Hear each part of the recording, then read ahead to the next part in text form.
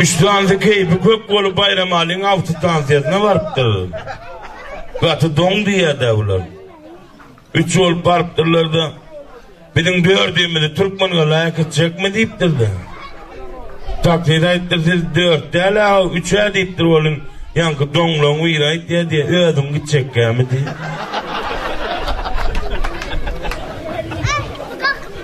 Dulgelin bağlardan hocalığı toğu alıyor diye 10 sansığın almalı hocalığı. 90 meyke birim horoz almalı.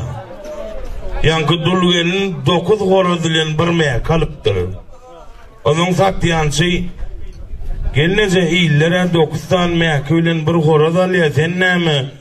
9 horoz dilen bir meyke alıyorsun deyse vaktiga men közününmem yeterlikleydi.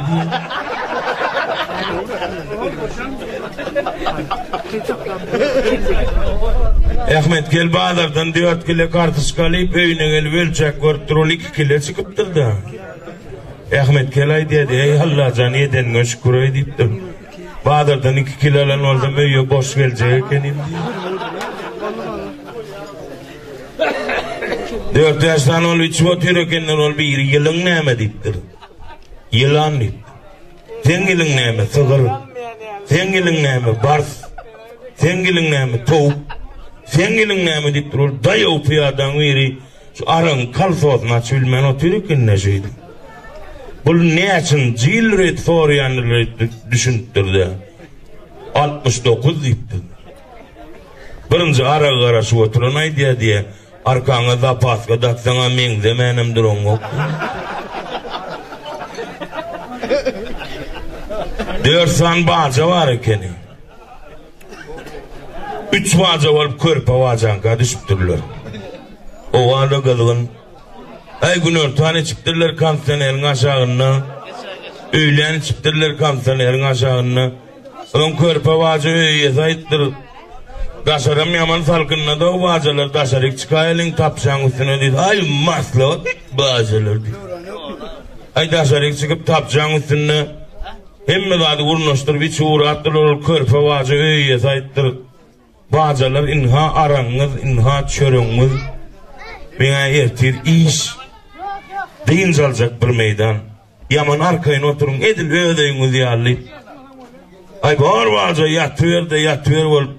Ay bunlar tapşan üstünün içi otur kalır mellen içinde örüklerini geçin sesi geliyor diye. Ay yankı 3 bağca ay davay munça olanına oraya geçin süydü bilenem içeliğinlaydı. Erse istakanını alıptır. Bir çocuğu ara alıp mellekte örüklü durun geçini yatırıp güylüp emip arabam içip geçin diyelim zakuz gelip yatıptırlar tapçağın üstünde. Adam beni alıyırrak bir turyan vardır da namaz vakti. Ayak yoluna gidip baraka şöyle deyip seyrettim de. Akşamki hemen geçiler tek ediyor.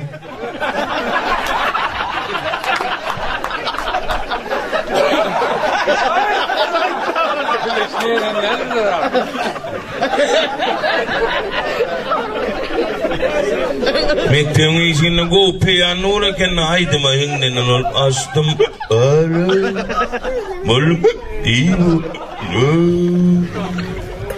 Eurokos para alo maykeman kalkmam evet lazım kılar ikiydi erkek iki dinlerse deyip 4 deyip maladif yaş ceyim deyip cüzünden çıkarıp 4 maddedir de yan okulça ağacı görüp yanlıştım o niyayı melekenim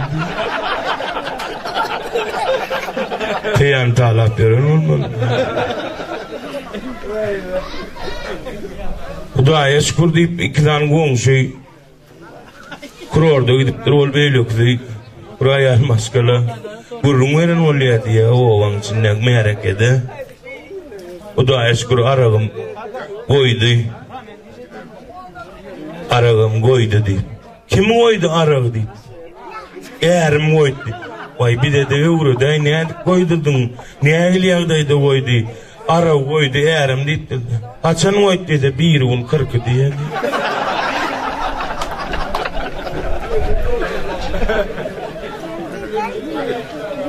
Beni yani molladan sorattı da mollaga son devurun modu tapılıyı. Gelin ilan diyor şaşık çoğu seyretsen olayama dedi. O olaya dedi. Başka burada taptılar, kaptılar, dilik, ayaklar görünüp dur, onu da seyretsen olayam dedi. O olaya dedi. Mollaga ne hemen seyretsen olanok dedi. İnim dinesi var, ka seyretmek olanok.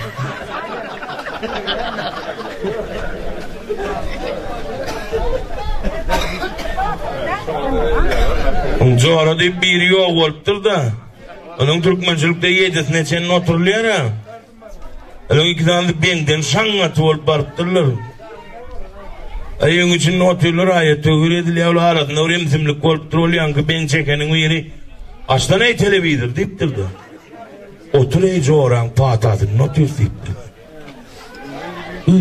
Kellesine gelenler de. Öğreyiyle mutlu oldum yeni öyün için mizimlik oluptur. Açtan ey televizor deyiptir de. Burada da kuyumelörler deyip oturayıcı zor öllü son patatın oturuyor deyiptir de. Yani ben çeken ay diyen. Yani şu ulu da zorudan başka televizor açıbileyen yok mu diyen.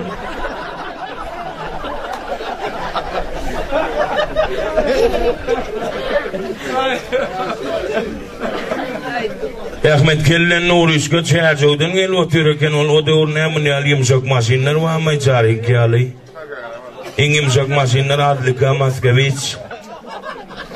Repetege yetiptir onun uğruşka ettir Ahmet Can saklı maşinini iptir. Ne mi dedi ay bir çöllerli iptir. Onun uğruşka bir yerde oturttur Ahmet bir yerde oturttur. 2 minuttan Ahmet Kelge'yi kırptır Nurim. Bir yerde Tomazok var deyiptir. Bolpüler Ahmetcan Tomazok çölle yaşaya deyiptir. Yok Halifan yaşayışına dava edemek Nurcan deyiptir. Kaçanı yal toğula ve gidip bariyalar deyiptir. Nuruşkay diye Ahmetcan giyinrek olsa Tomazoklar menkin oğurtlaymadan toğulara yağda yok diye.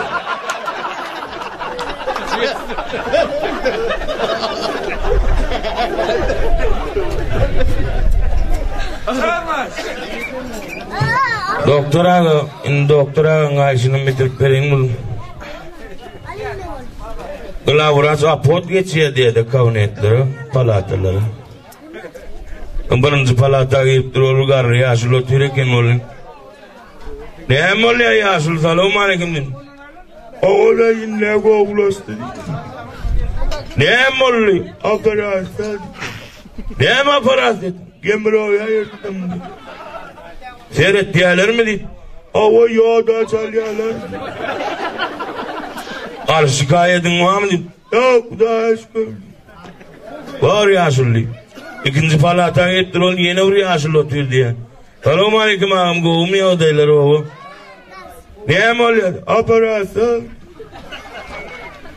Ne mi aparat? Gemroya yırttım. Seyret diyorlar mıydın?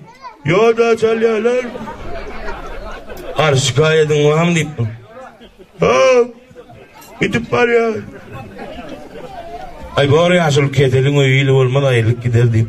Üçüncü palata ayırttır ol yaşa olan otuyor diye. Palatin zevlen kellet soruluyor. O mu neyim ya dedim? O. Ne mi deyip? Aparası deyip. Ne mi aparası? Anginama yırttım deyip. O mu ya deyip? Seyrediyorlar mı deyip? O yağda çalıyorlar deyip. Ar şikayetin var mı deyiptir o? O deyiptir. Ne mi ait deyiptir? Gayret etsem mesleği alan aytsana bana birinci çaldınlarla deyip.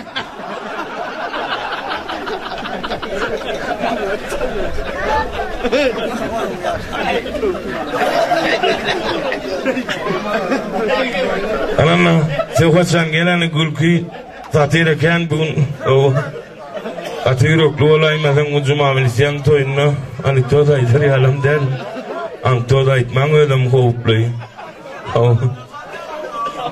ucum amilisi eline fıraş kadın alıp çıkıp mekteğin bursundan iyiden aydıptır ha kelletini illek görüp o fıraş kalıptır edip bu eline Gelip alış fıraş kanalı. Ay bularım çağılır. Gözlüyeler diye de uzay. Ahir merdan görektir de kaka. Papan elinde deyiptir de. Şeydir. Onda bular neyeme gözlüyer?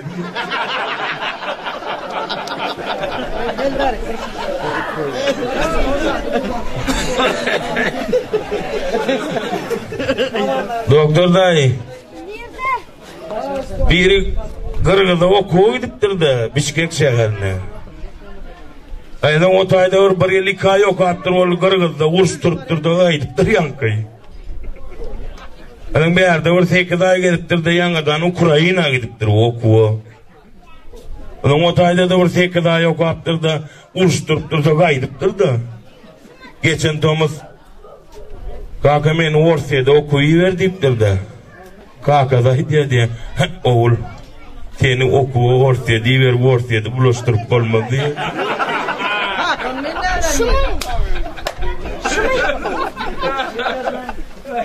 Tananla gülküy saatlik satirken Cuma'da ömrünüz ok olsun.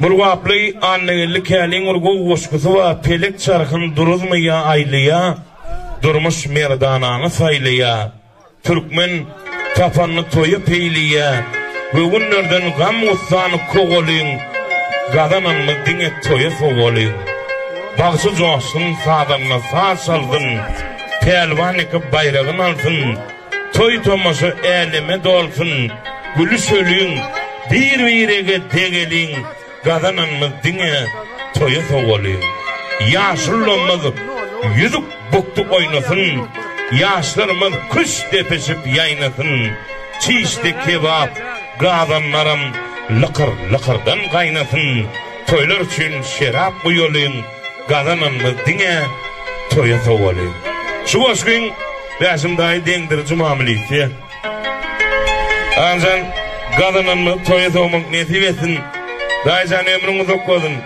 altıklığına, çoğulukluğuna, yuğulukluğuna, goğulukluğuna uanıp yaşamak nesip etsin. Yani arkada aytta yer şarına ingarlı adam ol böyle ağamca. Dine toyluğundan hemran olsun, toydan olsun. Ananla, Beymurat sen. Beymurat Garay. Gel ağamca. Bularım. Bu kamerasının projektörü yani bir poyz demir yolun orasında makkin aynı. Yani privatliğini saklayan ne mi var iken demir yolu işleyen. Poyz saklayan sol işleyen projektör şey. 3 güne iyiyken bir günden boşaken 3 gün işte ol üveyine gelip durul ayalın irde yaptırmana. Gidiş havar hatir yok. Havar hatir tutan yok, telefonuna malan yok, öçüp veriye. Kemal oğun yani. İçim geçip koyan yok deyip. Dermancık deyaksa ağaçlar diye yerler öderlik diyene yuğda ayarlar deyip. Yuğuttum, sigmi yerlerde, sigmiyenden dördütne miydim, dural yok deyip. Yankı asılımasa Allah'ım raddiyade ya, maşinistin boyun saklayan, demri olmurunda lenk edip, yağda gelen, kahar gelip de ayağını aç karnını deyip de. Karnını açıp projektör tutup da şeydir. Toğu kaka ne mi diyen diye. İngrek ol ayal safta saklan den için saklanmaz mı diye.